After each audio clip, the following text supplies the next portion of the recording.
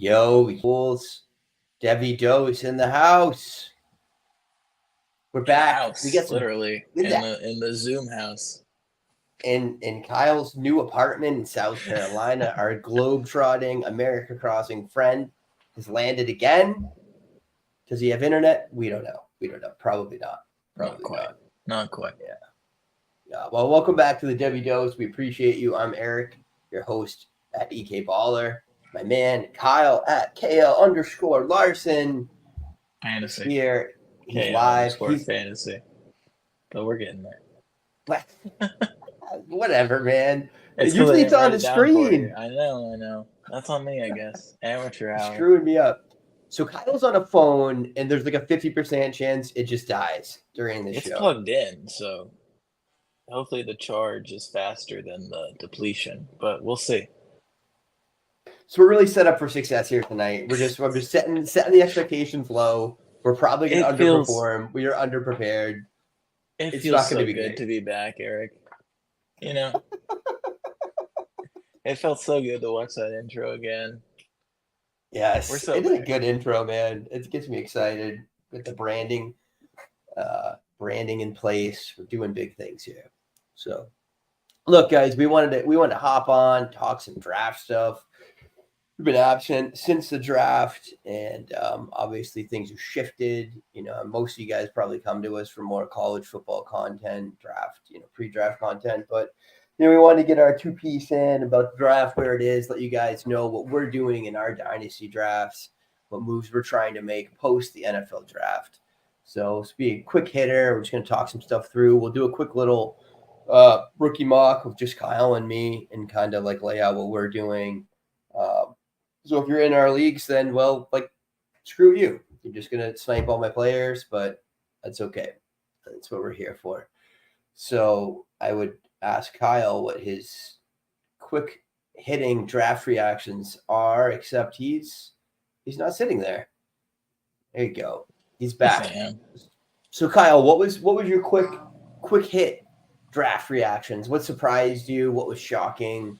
What was interesting? What's worth talking about that hasn't already been talked to death by everyone else? Oh, well, it has been talked to death, but I want to talk about it too, and that's what the freak are the Atlanta Falcons doing? Yeah. Sign Kirk Cousins to a $100 million deal, and then draft Michael Penix Jr. at 8. Yeah. A guy who's going to be 26 years old in 2 years. Yeah, I don't care about the age, but it's just a misuse of resources. People are like 26, and I'm like, I don't really give a shit if he's good and he's 26. Fine, like I don't really care in dynasty, except it just seems like an egregious waste. Like you might as well just trade that 24 first for a 26 first right now. You know what I mean? That's the value loss that you're getting by taking Penix in the first round. He's not going in the first round though. Where have you done a couple already? Where are you seeing him go? 203, 204. Yeah, and a 12 team. Yeah, I just took in one Ladd at 201, Coleman went after, and then Penix went right after him. So that sounds about right to me. Yeah. So stupidity, that GM's got to get fired, right? I mean, is he in his second season there, or is he new? I think it's been a couple. I want to say he's the one that drafted Pitts. Yeah, right. So he's the one that hired Arthur Smith, or was hired at the same time as Arthur Smith. Yeah. So yeah, I don't think he's long for this world. That was pretty poor. Unless, I don't know, man. If they have like a 10 or 11 win season, it's gonna be tough to fire on him. But we'll see. He could definitely be a team on the rise. But I mean, if they do, it's all because of the coach and Cousins. Correct. Which also decisions he did do that. Yeah. Yeah. So, but imagine if they had a 10-win season, they could probably have an 11 or 12-win season with somebody else they could have picked at the 8th. Yeah, I mean, Rome was gone, right? Or no, it's one pick before him. So yeah, Rome could have been there. I mean, dude, that would have been Cousins throwing for 4,500 yards if he's throwing to Rome, London, and Pitts and Bijan. I mean, or you had your pick of any edge rusher. Any edge rusher. Yeah. I don't know. 2. Doesn't make much sense. Yeah, and their defense, they had. I think moving on. Other than that, I was super surprised. Bo Nix went 12 as well. When we're talking about quarterbacks, it definitely seems like the days of the day 2 quarterback are done, and people are going to reach on this position until they get it right. And but you say that, but it's really just 2 shitty GMs that made bad decisions, right? Or like, I mean, it sounds like everybody else was going to pick him. Like it seems like the Raiders really wanted Penix at 13. I buy Penix as a first round pick. I thought he was an early second because of the injury history, mostly, right? And just the lack of mobility. Somehow he earned himself money by running fast in a straight line, which has not that much to do with QB scrambling, really. But Bo Nix that was a shocker. I just didn't see it. I have a couple according shares. To Sean Payton, if you take away Bo Nix's bad throws and the throws behind the line of scrimmage, then he has the best completion percentage down the field. He did set a completion percentage. Right, downfield, right? Yeah, he set a completion percentage record last year, but that's not that's you throwing 2-yard passes, you know. So yeah, I don't know. The Bo Nix was a little bit of a shocker, and his position in rookie drafts kind of. I've seen him go in the first. Have you seen him go in the first? Yeah, I benefited. Somebody took him 108, and I got Xavier Worthy at the 110. So, where are you comfortable taking him? After Worthy and Bowers, so 110. Yeah, that's still rich for my taste, man. I don't know. I mean, it's like him, Ladd, or Brian Thomas. I'm taking Ladd ahead of him. I'm taking Worthy ahead of him, and I like Brian Thomas more than you. I'm taking Brian Thomas ahead of him. But he's starting. Like, I don't know. I mean, I don't know, man. I mean, I guess you could very much be wrong about quarterback evaluation.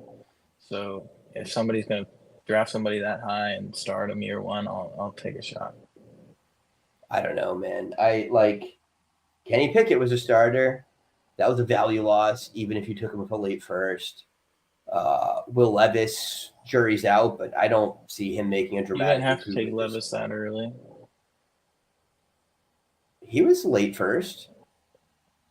Zach Wilson was in that range, but I don't know. I think I get it. I get the positional value thing. I get that you have a runway to get off of the asset, but if I'm like pretty sure a quarterback's bad, I'm going to shy away from them. I just think I think those wide receivers have some upside and are not going to bust. And I don't want to bust with my first round picks in my early seconds. What's the hit rate on any first round quarterback, Kyle? 50%? Yeah, but if they hit, they're worth a lot more than the. I know, but then what's the hit rate on a first round quarterback with an otherwise dog crap profile? How many of those are there really? Because we're going to have a whole conversation about that. Yeah, I mean, you talk about quarterbacks. The sample sizes are also small, but like, I don't know. It feels like stay away from me. So I'll let someone else make those mistakes. That's kind of how I'm approaching a lot of the drafts this year, to be honest, not to segue into that too much. But I guess the other thing that we both were shocked at, that, you know, us and anyone else that's ever looked at a spreadsheet or watched college football box scores last year, is that Franklin fell to day 3. I did not see that happening. I didn't think he was a first round pick ever, but I thought he was like solidly a second round pick, you know, just based on upside and athleticism. I guess some teams were down on, you know, because his 10-yard split was really slow, I heard, and then just a lot of teams didn't like his film. And I mean, I don't necessarily hate all the picks like who did get picked before him, but I mean, like Jalen McMillan and Luke McCaffrey. Yeah, that's for what right. We thought Troy Franklin was. That's definitely a surprise. Like, we knew Mitchell was going. We knew Coleman was going. I thought Franklin was going to go in that range, you know, early second. You know, Mitchell, you know, obviously I that doesn't surprise me. I think Mitchell's got some upside, but yeah, it was the McCaffrey and McMillan that really threw me for a loop there. McCaffrey going day 2 at all was I thought he would go like day 3 just with some upside, but I was shocked. But there's a family relation there. I wasn't that stunned. I mean, the drumbeat started to build itself around the Senior Bowl, and it was kind of quiet, but it was there for most of the process. So I don't know. I think he has some upside. Not sure if Washington is necessarily the place to show it. I mean, just very similar to Jahan Dotson, in my opinion. So not quite sure how that'll shake out. So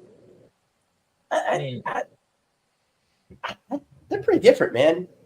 Dotson's a lot more agile. Dotson's a better route runner. McCaffrey's bigger. I mean, McCaffrey's not like a 5'10" wide receiver. He's like 6'2", 200-ish, 6'1", 200-ish.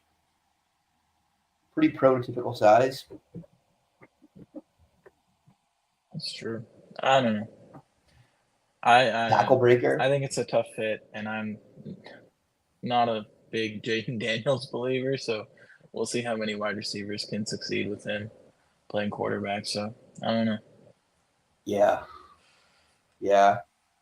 That's the thing. I think that we'll talk about shortly. So I don't know, anything else you want to fire up a draft and kind of talk through our other? I feel like that's a good vehicle to talk through the rest of our thoughts on this.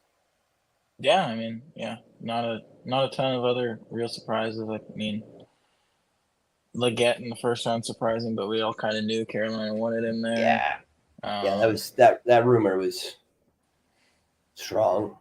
And Pearsall going pick 31 to the 49ers. Surprise too, yeah. I mean, I thought he was a late round 2 guy, but do you trust Lynch? Like, I kind of trust San Francisco drafting wide receivers. They haven't really missed lately. Running backs, they're terrible at drafting, but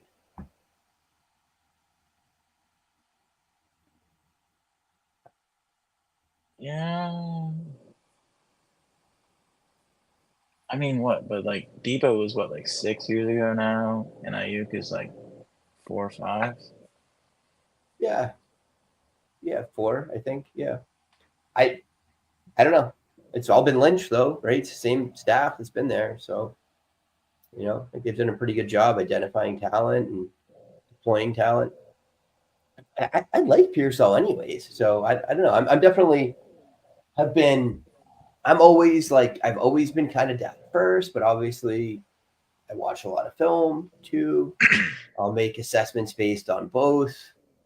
And then I rely on, I know there's some people that are more experienced and smarter than me. So when what they're saying makes sense, can sway my opinions.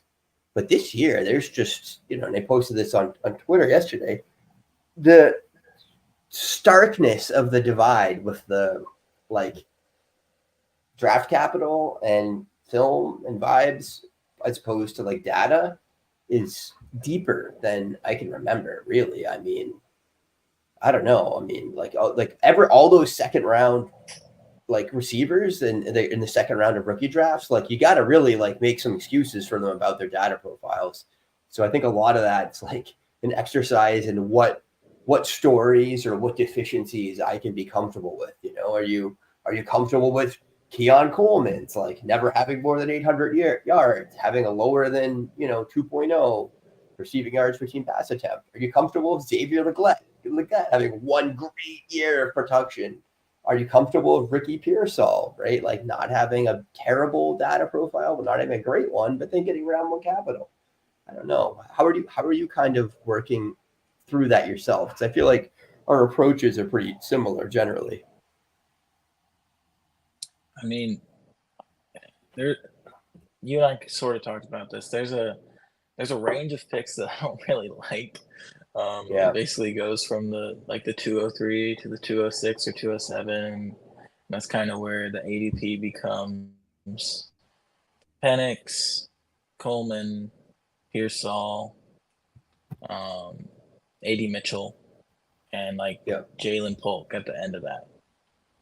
I just kind of don't want to pick there because I feel like I'm reaching on the guys that I actually want, and I feel like also Lloyd's on the board there usually. Corum, but I'm not taking Corum. I think, are you taking Corum in the second? No.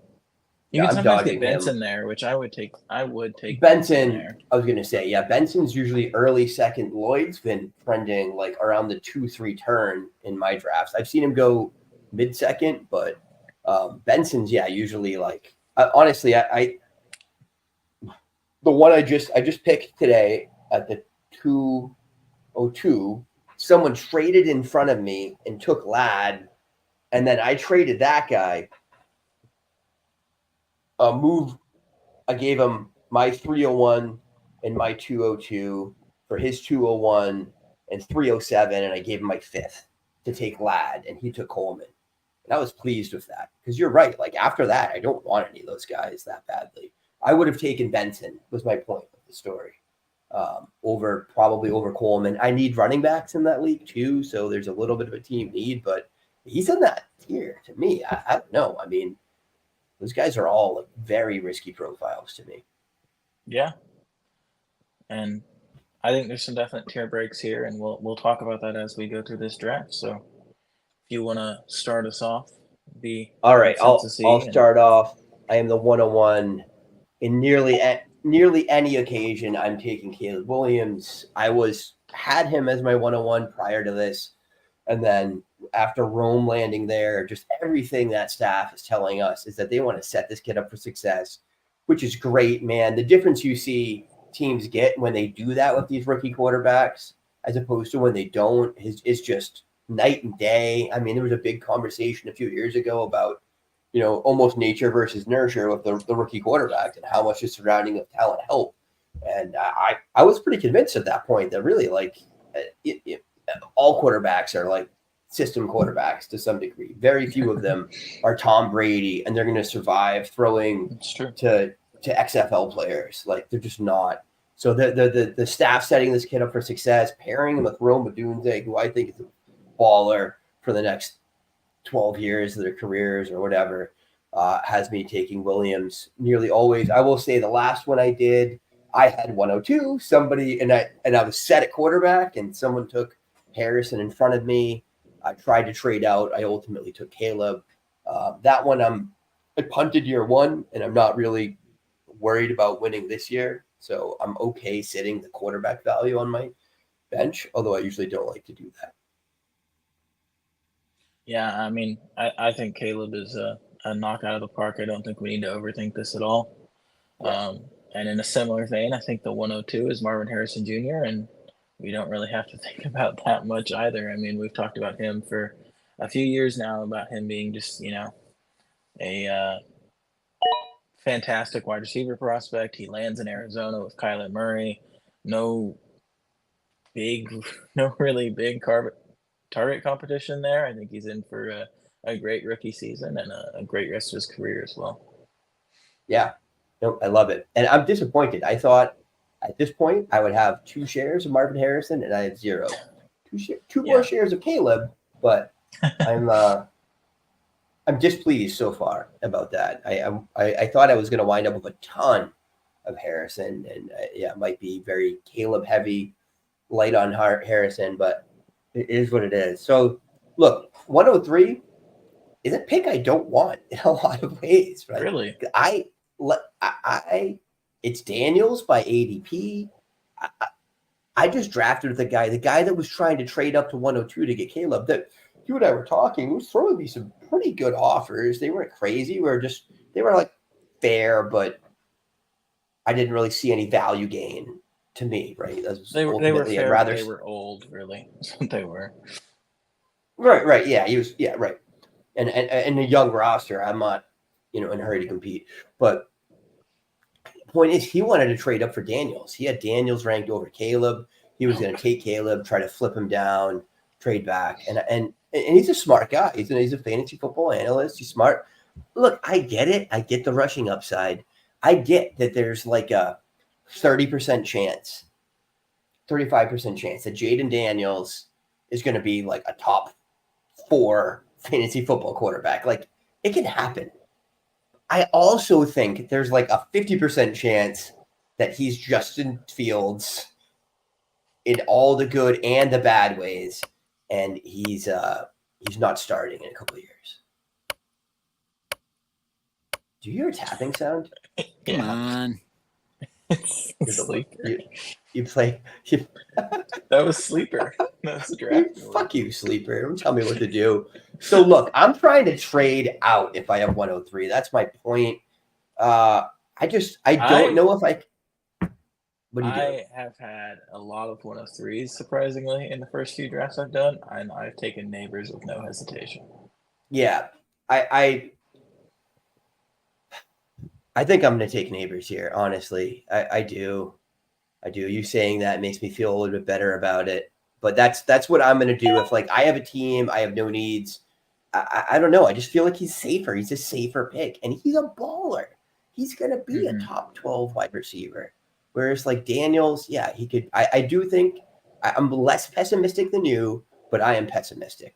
And it's just it's taking the sacks, it's the scramble rate, it's the size. It's just I don't know, man. Like he's got a pretty good arm, but late breakouts scare me. Guys that rush, leave the pocket too early scare me. Guys that take too many sacks scare me. So I'm scared. I'm scared to draft Jaden Daniels. So all right. What are you doing at 104? Well, since I convinced you to not take Jaden Daniels, we have a predicament, don't we? Real quick, I haven't been a big Neighbors guy throughout the Devy process, throughout the last 3 years. As we've talked about on the show a couple times, but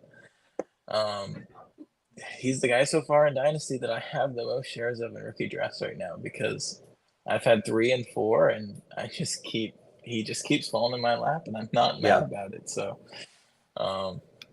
change my tune now that he's on all my rosters. But yeah, he's good, man. I'm not worried for him at all. I will say I think I have done this with a 104, and I'm going to do it again in this mock. I'm going to take Rome Odunze. I mean, I just don't like Daniels. We're just playing chicken with Jaden Daniels. Yeah, exactly. I'd rather have Rome than May or McCarthy, as much as I like both of those quarterbacks. I think Rome Odunze is another, kind of smash wide receiver prospect. And I think right now already he's like the wide receiver 13 in value according to Keep Trade Cut. So yeah, I love Rome. The thing about Rome is you got to be prepared. He's going to start slow. Keenan Allen at this moment is just still a better professional wide receiver than Rome. Rome's got more talent and juice because he's younger, but just Keenan Allen is a consummate pro, right? And DJ Moore is a pro's pro. They're just good wide receivers. So I don't expect Rome to peel off a massive target share at the beginning of the season. I at this point, I'm going to take Jaden Daniels, but I'm taking him because he's the value proposition here. I'm going to be able to sell him. And the one thing that I'll say, and this was a lesson from Fields, is you could sell Fields for what you paid for him. Like really, or like at least like a mid first last year, even like beginning of the season, middle of the season. It was until he took him losing his job to make it. So people are still trading for him like an early second, mid second. Like he has some real value. So I think there's some value insulation of Daniels. I'm not that horrified by him, and the upside's there. So I think Fields is a much better rusher than Daniels, so I don't see that upside. I don't know. I mean, he's bigger. Daniels is fast though, but yeah. I don't know. That's kind of my issue. I just think Fields is the more dynamic player, and I mean, I'm still one of those people who's willing to acquire him right now, and just hope that he gets back on the field. Because the thing about Fields is when he was on the field, he did score points, no matter how bad he scored points for fantasy team, football. Actually. So just has like a 1-to-1 touchdown interception ratio. Yeah. I'm not sold on Daniels being the same type of rusher though, so that's kind of why I'm pushing him down. I mean, if you hadn't picked him, I wouldn't pick him even here. So I mean, I think I still prefer Drake May over Jaden Daniels, and I think JJ McCarthy and Jaden Daniels is closer than most people think. But I will stick with my guns. I will stick with my QB2 in the class, and that's Drake May here in the mock. McCarthy is definitely an interesting proposition here. I mean, he's definitely going to have the better weapons year one, be in a better situation. But I don't know. I have faith in Gerard Mayo and what the Patriots are building. And I think if May struggles, I think it'll be obvious that it's kind of the wide receiver's fault, and they'll fix that in next year's draft. So I don't have a ton of concerns about May, and I really like him as a prospect. So I'm willing to take him here. Yeah, I think the concerns with May are overwrought as well. I mean, I get like he's got legitimate technical problems right now. The feet are a mess. I've seen countless people that are smarter at analyzing QB position show, clips and highlights of just him doing that and spraying the ball. But I just QB is the one position, and this is funny because people said data models suck at quarterback, but like I don't know. My first swing at like a QB model was pretty fucking good. It was like pretty predictive of draft capital at least. And May's been good in it. I'm like that's as good of a basis to go on as I have. Does he figure it out? We'll see, right? But the talent's there, the juice is there, and like we said with Chicago, New England is attempting to surround him with weapons. I'm not personally in love with Polk as the guy to do it with, but I also think he's solid. I just don't think he's a wide receiver 1. I think he's an NFL wide receiver 2, right? I think they have now 2 wide receiver 2s and a wide receiver 3. Hopefully they add a proper X next season. So here, look. And I mean, I don't think they're not trying to. I mean, they've been rumored for Ayuk. They've been rumored for Higgins. Like, I just don't think they had the opportunity to in this draft. Like the guys who were available when Polk got drafted weren't all that special either. So I don't know. I think they'll figure it out before next year for sure. Yeah. All right. So here, this is one that I'm like, this is a tier for me. Really, like May, McCarthy, Bowers are a tier for me. I think kind of Odunze is in that tier for me too.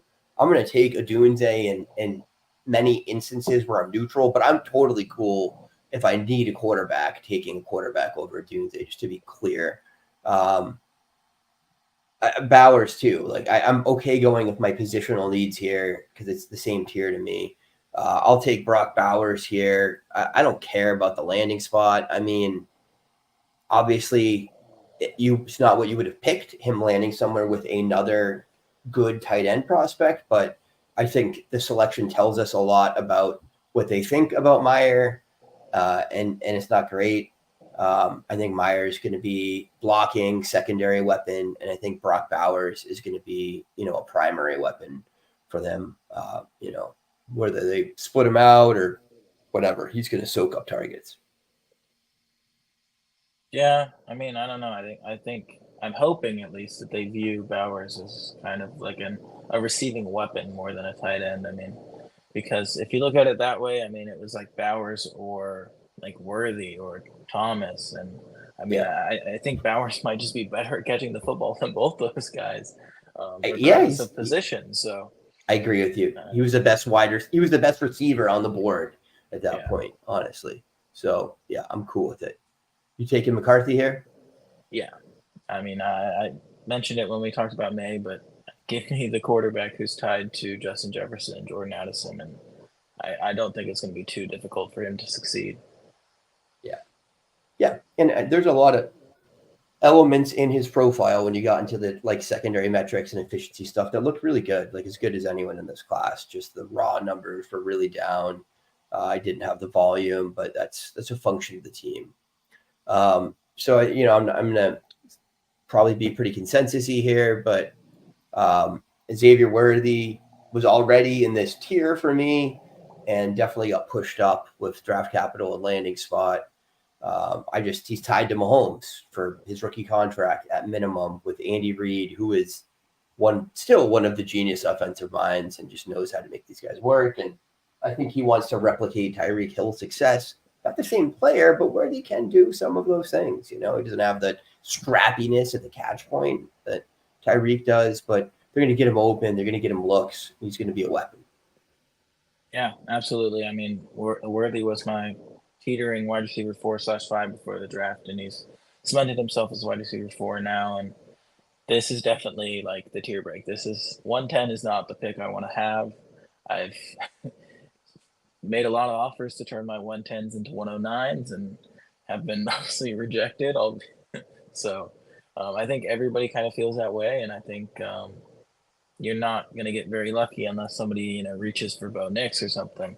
But I think at this point, I'm not a big Brian Thomas Jr. guy. I mean, I think he has some skills that are going to make him, good for NFL teams. I don't think he ever really turns into like a target hog, true fantasy explosive wide receiver in that way, even if he's making big plays for the Jaguars. But I think one guy who, could be in line immediately for 140, 150 targets if they end up throwing the ball is Lad McConkey, and he's getting those targets from Justin Herbert. So I'm not worried about him being tied to Herbert. I mean, especially when his target competition is Quentin Johnston and Josh Palmer. Yeah, he's going to get targeted, man. He's definitely the best receiver on that team. Obviously, we start talking about guys with flawed data profiles now, and I don't know, never produced more than, what was it, like 760 yards? Why wasn't he on the field more? I can kind of just say, it's Georgia for a lot of it, but I don't love that. Like, you don't want to be making excuses. Hurt last year. True, sure, yeah. So anyways, I also like Ladd. I, however, do like Brian Thomas, and I do like Jonathan Brooks. To me, this is a tier. Worthy's the top of it, or maybe a tier by himself. And then these three guys are the rest of the tier for me. Depending on team needs, I'm fine taking, Ladd and Brian Thomas. I'm going to try to mix up my shares. I want to have about the same ownership, rostership of those guys. And if I need a running back, I'm comfortable taking Brooks here. In a vacuum, I'm probably going to take a wide receiver that I like a lot over a running back I like a lot, because I think that's the way to build the dynasty team. And also, I think I can get some good running backs in the second round. So what's in your play here? Are you taking Bo Nix or Brooks? Yeah, I mean, I agree with you on the tier discussion. I think, it stops at McCarthy, and then Worthy is kind of his own pick. And then those two wide receivers, Jonathan Brooks, and I think Bo Nix is in this tier as well. So I'd probably make this decision based on how I feel about my team and what I kind of need between whether I pick Nix or Brooks. If I'm competing, I want that running back, and since this is the 112, I'll assume I just won the league, and I'll take Jonathan Brooks, somebody who we might have to wait on to produce. Probably not going to be exceptional early in the season, but I mean, the first running back drafted pretty early, and the only doubts I had concerning his profile were to do with his injury. So, yeah. So, and then I don't love Nix. I can start justifying taking him in the second round. God, yeah, this is like what Kyle and I were talking about. I hate this part of the draft here, really. Kind of like Pearsall. Feel like it's too early to take Benson. Penix is my favorite player here, but you're not going to sit him. You're going to sit him for 2 years. So I can't bring myself to take Nix. I'm going to take Benson here. So that's what I'm doing. I haven't had to do this yet, though. Every time I've been drafting in this spot, I've gotten someone I like better. Someone took Nix ahead of me. I got McConkey, so yeah, I haven't really had to stare down this decision, but I'm going to take Trey Benson. Well, then I'll take Bo Nix. I don't want to completely gloss over Benson. I do like Benson. I think that's a great landing spot for him to take over for Connor eventually. Kind of a similar skill set to Connor, and Connor's been super productive, so I like Benson here as well. But I mean, the Broncos have been pretty loud about how much they like Nix the entire time. So I don't know. It seems pretty obvious to me that he's going to start year one. I don't think his wide receiver room is necessarily like bad. I mean, it's like Cortland Sutton, Marvin Mims, and Troy Franklin. I mean, those are three guys that I like, and as much as I kind of think Sean Payton's an a-hole, I mean, he's had some success coaching quarterbacks in the past, so hope that extends to Bo Nix. Yeah, and I mean, they definitely worked a lot of quick passing game with Drew Brees, a lot of short and intermediate, but Drew Brees had a deep ball that Bo Nix just does not have in his arsenal at all. That's my problem with Bo. To not have good deep accuracy, and if you really can't strike deep, they're just gonna teams are just gonna strangle you, right? I mean, if your whole offense is built around short passing game, I don't know. It's tough to sustain that. I mean, the Patriots did that, but then Brady always had the deep ball too, and that was it. It was 1,000 cuts and then a bomb, as long as you had a receiver. So look, I'm taking Penix here. Again, I feel like you're putting this pick in the bank, but when I'm putting so weird. It has it set to reverse. Whatever. You're putting 203 in the bank, and it's coming back as a 2026 first. I'm fine with that. I like Penix. The Falcons have good weapons there, although is London going to be on the roster by the time he's starting? I don't know.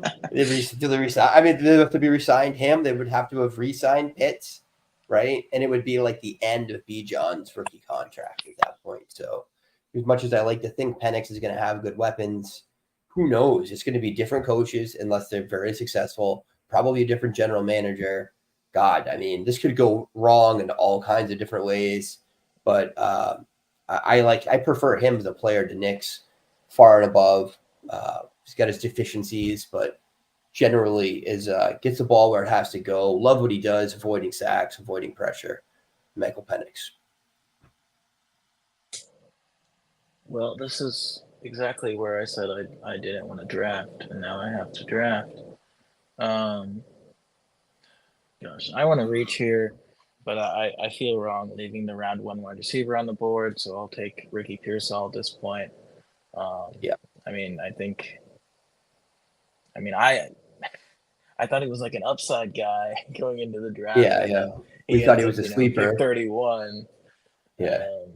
He's one of those guys me and you were on in October last year. Oh yeah, he's good. Might get drafted.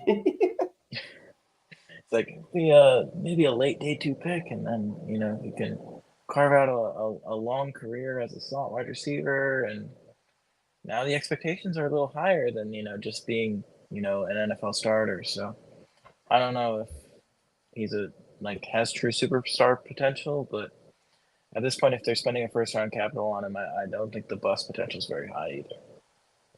Yeah. So I think the rest of this round, and to me, Pearsall is he's what I've done, but I'm staring down this. I've never had to take Pearsall before Keon Coleman. Coleman's always been gone by the time I get to that pick. Benson's usually on the board, or Benson's just gone, but Pearsall, I think, is the top of that tier, or again, mini tier by himself, Penix, Pearsall, right? To me, the rest of this is all flat. I'll take literally anything I could get for trading back anywhere between 2-5. Sorry, we're reversed here, and really the end of the round. And I think the best player, the best wide receiver on the board here might be Jermaine Burton. Really, all said and done. I mean, he's got the least flawed profile of the guys that are out here at this point. But look, I can tell myself a story that Keon Coleman's going to be good, and he's got draft capital, and he's going to get targets. I can tell myself a story about Adonai Mitchell as well. Mitchell has some decent points in his profile, and Matt Harmon really I love Matt. I love what he does, his charting and making it publicly available to everybody. He really liked Adonai Mitchell's route running, and we know Mitchell's good at the catch point. So where's the flaw in Mitchell's game? I think he's good. I think Mitchell's going to work out. I kind of think Coleman's going to work out. I just don't think he's an NFL wide receiver 1. I think he's a wide receiver 2. But maybe he could be a good wide receiver 2. He's trying to get volume this year. If he gets volume, does he hold his value as a mid-second? He could. So it's kind of where I'm at. Like, I could talk myself into literally any of these guys. I'm doing everything I can to extract value from this. I like Lloyd, Polk. I can talk myself into. I think I'm going to take Keon, but it's as much just because I think he is the most valuable player on the board as it is that I actually like the profile. Yeah, we've gotten to the point where I kind of just want to stick with my guns and believe what I was believing before the draft. You gonna take Franklin here? Go for it. Yeah. I want Franklin. I'm not. I do think this is probably like 2, 3, 4 picks early than ADP, but this is a point where I feel comfortable missing on the guys who are higher than on ADP than Franklin. Mm-hmm. And I'm just going to kick myself if Franklin works out. And I felt so good about him pre-draft, and I let, just draft capital change my mind. So it's not just draft capital, though. A lot of film scouts were down on him through the whole process. And it was catch point. It was not having a full route tree, right? It was drops. But he does a lot of good stuff, too. He has some nice routes. It's just not the full complement.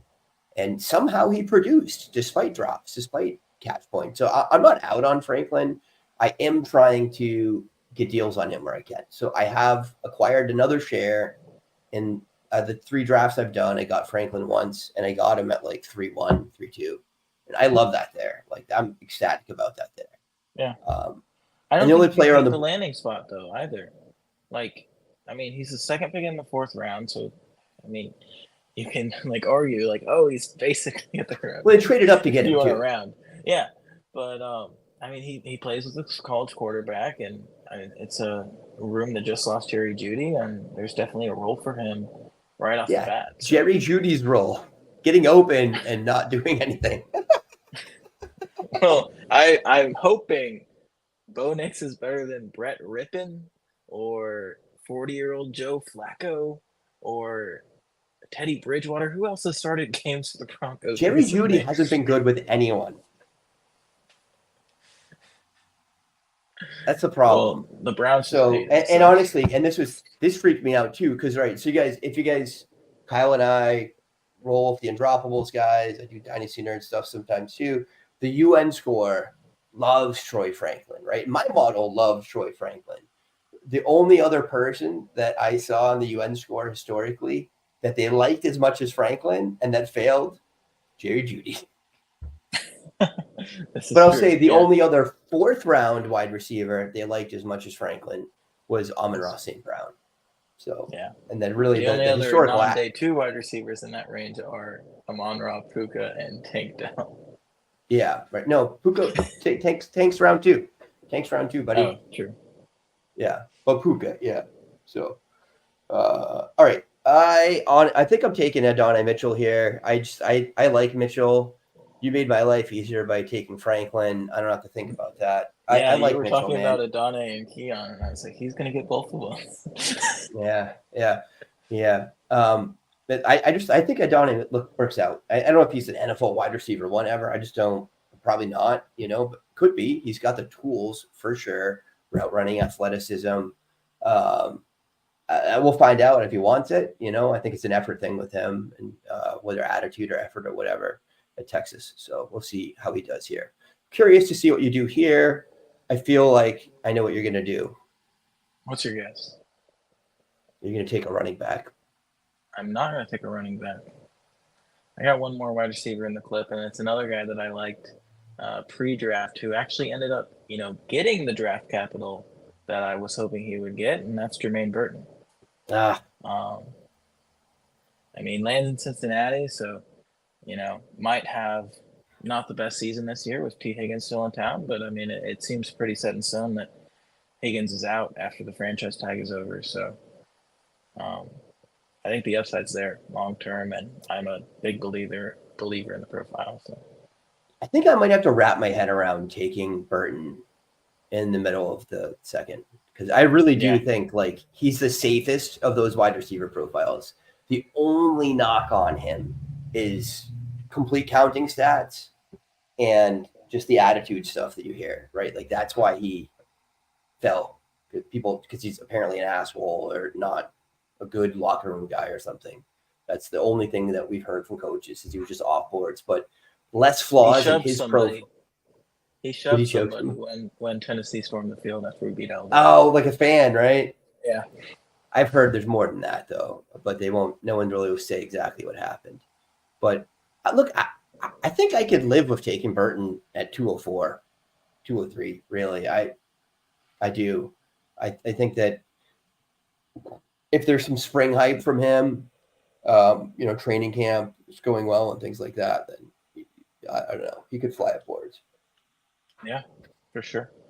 I think most people are slaves to draft capital in these things. Yeah. And we're seeing that. I have the anchoring effect, right, with ADP and draft capital as much as anyone else.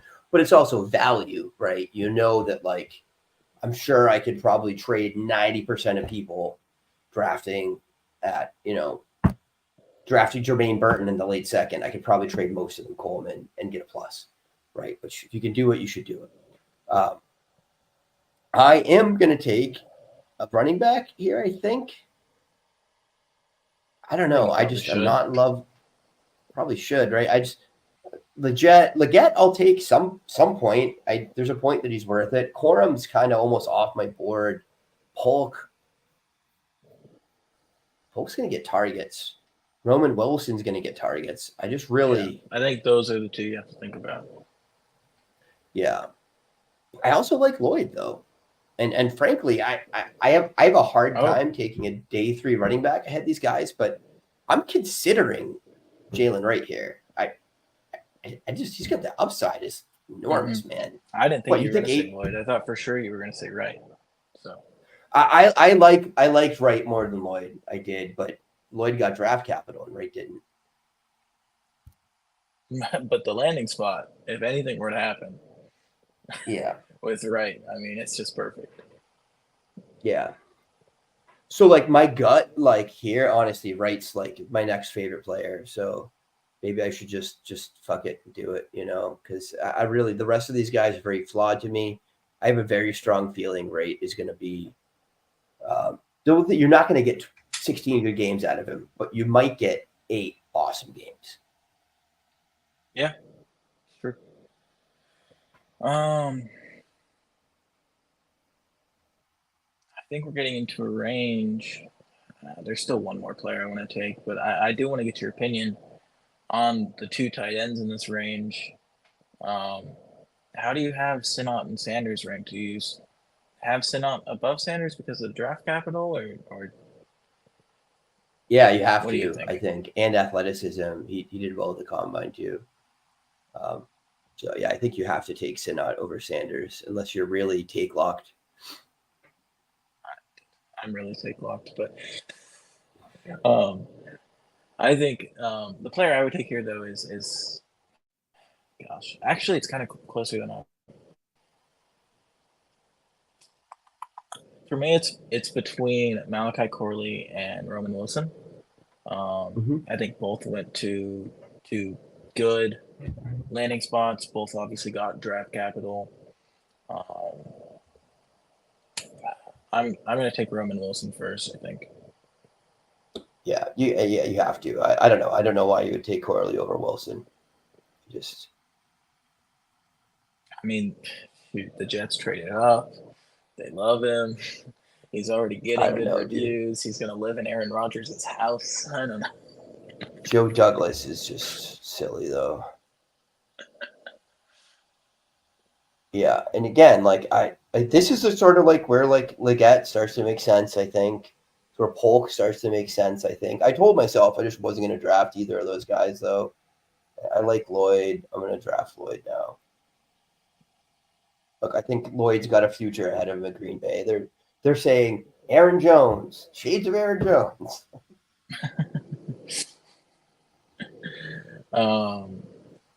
At this point, I'll take Jalen Polk. I don't know. I loved Polk during the season. Watching him, just the stats weren't always all that great, and it was a big concern for me. But the landing spot, talked about how much I like Drake May. I mean, I think these are two players who can grow alongside each other and have good careers. So. I'll do it. 301, I'm taking the get. That's it. I'm taking if he goes there. Look, the one good season's amazing. I think he's DK Metcalf in a lot of ways, right? DK Metcalf didn't have a good data profile either. Reading what Matt Harmon had to say about him and his route running ability, and just looking at the chart, if you guys haven't seen RP, he does a chart of their success versus zone, press, and man. And he was very effective against man, very effective against press, but just like doggy view against zone. So I think he can win in the NFL. I don't know if Carolina is the place to help him do it, but that athletic profile and draft capital, it's worth taking a chance on here. Did you see the tweet? There was a tweet. It was like, who was it before Mingo? I don't know, but it was like Mingo. Oh, it was Chenault, 6'2", 220. Mingo, 6'2", 220. Well, get 6'2", 220. Marshall, Terrace Marshall Jr. Oh, yeah, Marshall, that's who. Just keep drafting the same guy until one works. I don't know, but I'll take Corley at the 302. I mean, this is another guy who's still a day 2 pick, lands in a position where he can get on the field alongside Garrett Wilson. And I mean, like, their slot targets last year in New York for the Jets was the second string tight end and a non-drafted rookie. So I think Corley is an immediate starter for the Jets next year.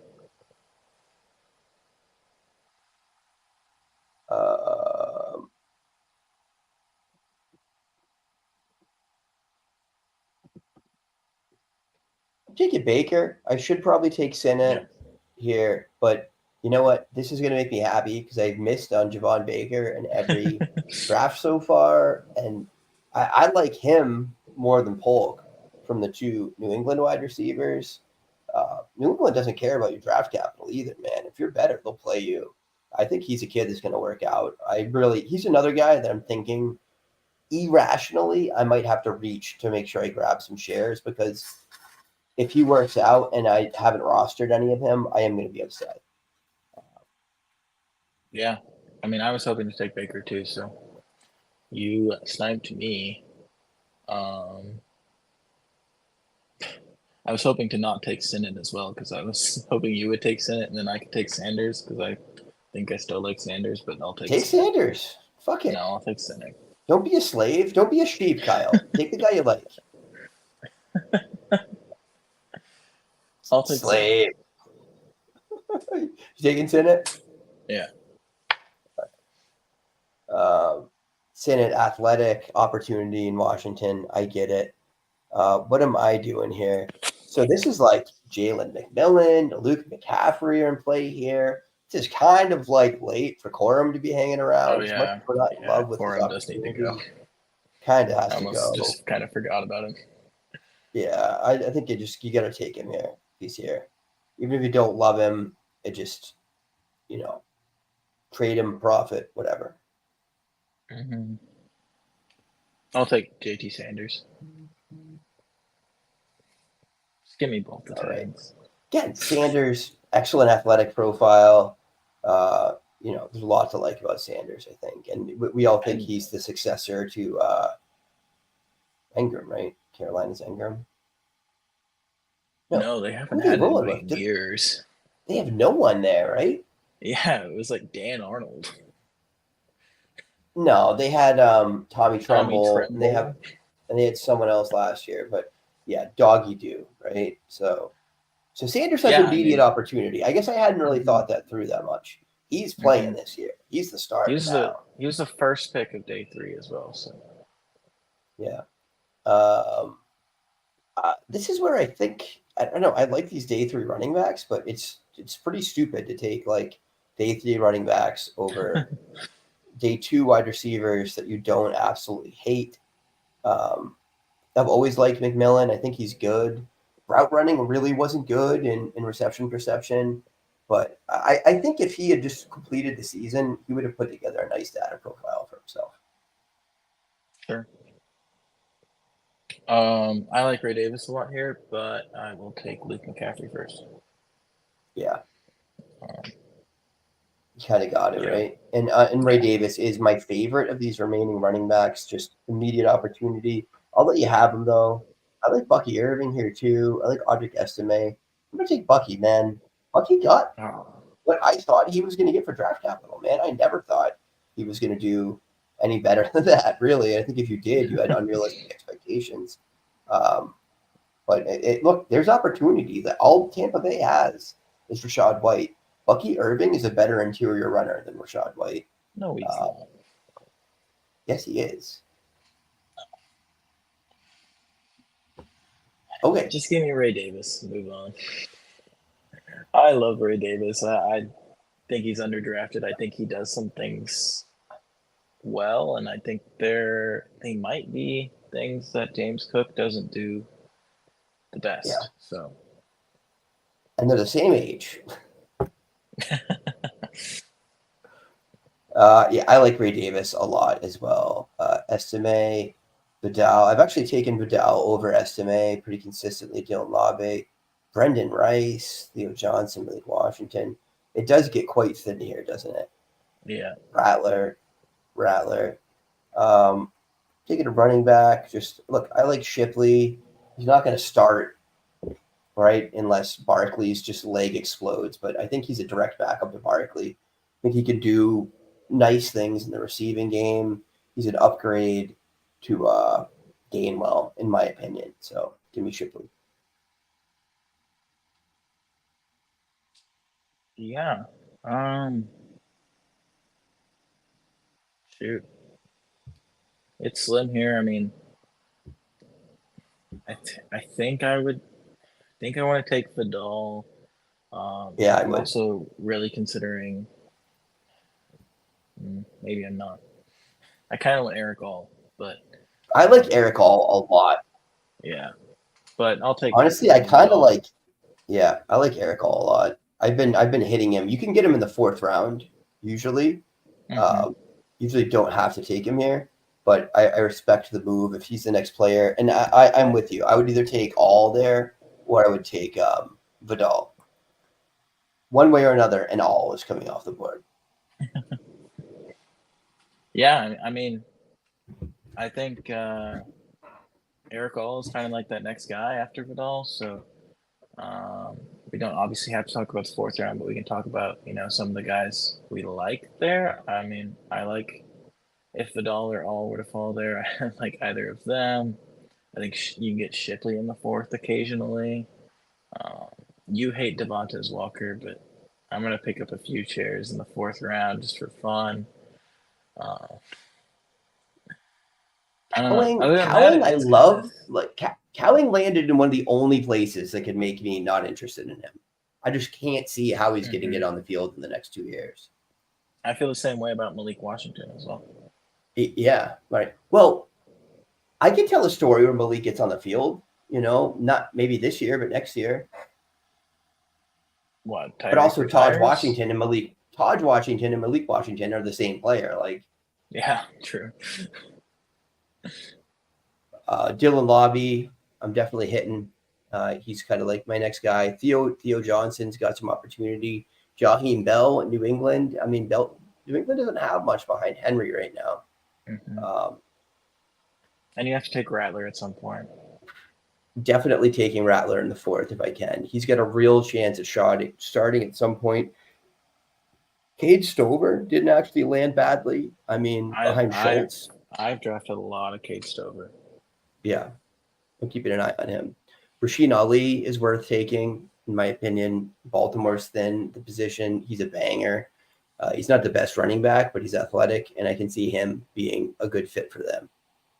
Anaya Smith, I think. What? Okay. Yeah, I was going to say Tyrone Tracy. Yeah, I haven't gotten any Tracy shares yet, but yeah, I like him a lot. Definitely an interesting profile. And then, Anaya Smith, I think it's a similar player, honestly, to Tracy, but there's not really a wide receiver 3 in Philadelphia. Is the opportunity there? I don't know, but I think Anaya Smith could be he's as good as anyone else on that roster. Him or Johnny Wilson's not a slot guy, right? So unless they're going to move Smith into the slot to play Wilson outside, like I don't really see that. AJ Brown can play slot. But anyone else you're interested in late? I don't know. I'll take a few. Like if I have like the 410, 412, I'll take a few shots on like a Blake Watson. The win on drafted, which I really wasn't hoping for. Yeah, I thought he was going to get like 6-7 type capital. Isaiah Williams, I like as a UDFA. I just like the player. Oh, I was stunned. I was stunned that Dallin Holker didn't get drafted. Me too. I was surprised. Yeah, because otherwise you could tell yourself a story that New Orleans is a good landing place for him. You know, I mean they have the one kid there, but no one that's Juwan Johnson believer. I like Juwan Johnson. I think he's good, not great.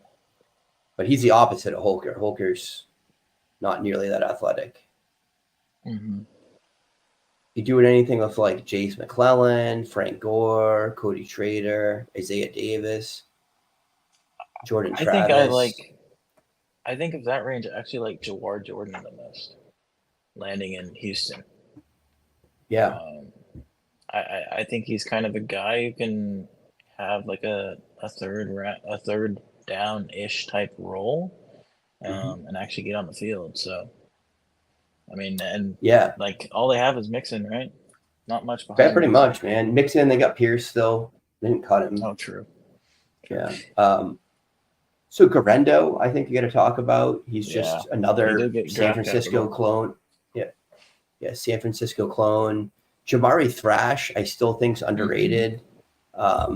They still haven't figured out really a wide receiver rotation there at all. I mean, there's so many bodies there now, but he's kind of unique in that room, I think.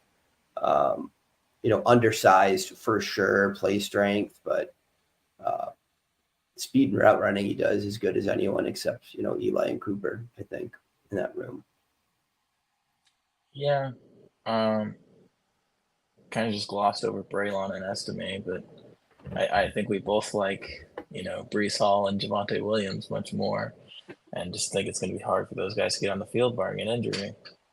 Well, I mean, I took Shipley over Estime because I think if Shipley gets on the field, he's going to catch passes and he's going to be useful in PPR.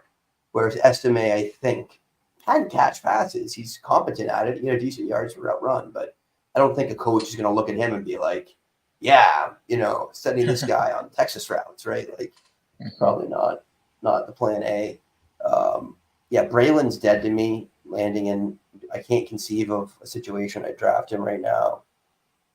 Estime I can, for sure. I would take him soon. So, looking at the board, would you like, so if we did this whole situation 3 times in a row, I would vary the guys within a tier, right? Do you draft like that as well? Or do you like, this is my rankings, these are my guys, I'm sticking with it?